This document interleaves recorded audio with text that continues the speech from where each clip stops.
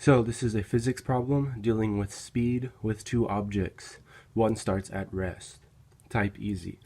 A cop notices a speeder traveling at 20 meters per second. The moment the speeder passes, the cop accelerates at 5 meters per second squared until he reaches 25 meters per second. How much time does it take for the cop to eclipse the speeder? How much distance is covered? So the first thing we're going to do is write down all our given information. We have the distance of the speeder is equal to his average velocity. His velocity doesn't change, it's always 20 meters per second. Then we have the distance the cop travels in his acceleration. So that's equal to half at squared. So that's delta t subscript a. So that way I know that this is the time that it takes for the cop to accelerate.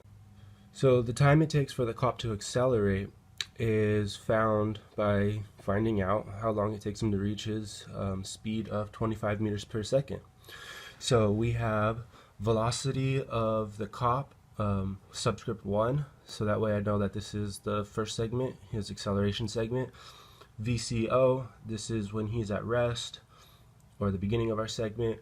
This is the acceleration of the cop times the time it takes him to accelerate. VCO is 0. Then we go VC1 is 25, we plug it in and solve. So then we divide, we find out that the time it takes for the cop to accelerate is 5 seconds. The distance the cop covers in his acceleration is equal to half at squared. Since we will assume that he starts at position 0, he has 0 velocity. We do the calculation. The cop covers 62.5 meters in his acceleration. So now we need to find out if he's already caught up to the speeder, if he's past the speeder, if he's still behind the speeder, what? So then we're going to take the time that it takes for the cop to accelerate is equal to the first distance segment of the speeder. So we're just going to come over here and plug in our numbers. We know that the speeder holds 20 meters per second. We plug in the 5 seconds, and we see that the speeder is at 100 meters. So that means that the speeder is still 37.5 meters in front of the police car. So we have the distance that the speeder covers in the second segment is equal to his position after the first segment plus his average speed multiplied by delta time. This is time 2 because this is the second part of our segment. Okay, then we have the distance that the cop travels in his second segment. This is after he's already accelerated. Now the cop has constant velocity equal to 25 meters per second. There we go. So now what we're going to do is the cop's velocity is greater than the speeder's velocity. As long as this remains true, eventually, since the cop is behind the speeder, eventually the cop will catch and pass up the speeder, whatever. But we only want to know when the cop eclipses the speeder, which is at the moment where they're at the same spot. Okay, so we're going to set distance of the speeder equal to the distance of the cop. We're going to plug in all our information. I keep everything written in terms, in algebraic terms, so I don't plug in numerical values until the end. Just makes it easier for me. Subtract the difference in position, subtract the difference in velocities. You can factor out delta t2. Distance divided by rate is equal to time.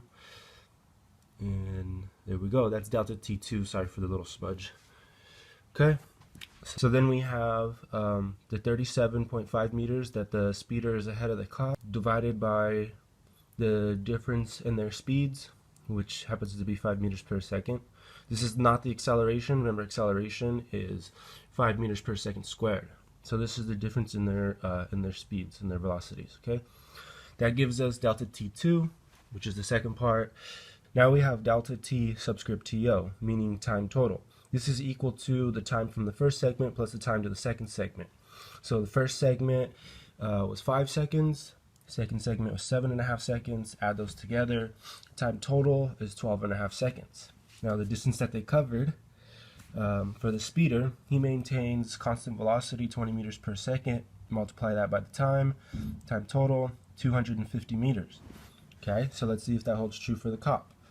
So the distance that the cop travels total is equal to the distance that he covers in acceleration and the distance that he covers with constant velocity until the moment he eclipses the speeder. So we plug in all the information, the distance that the cop travels with constant velocity. Here we figure that out. It's 187.5 meters.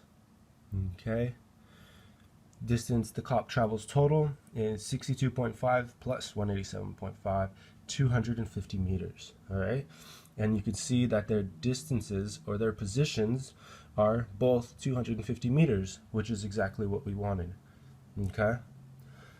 So how much time does it take for the cop to eclipse the speeder? 12.5 seconds. How much distance is covered? 250 meters. Thank you.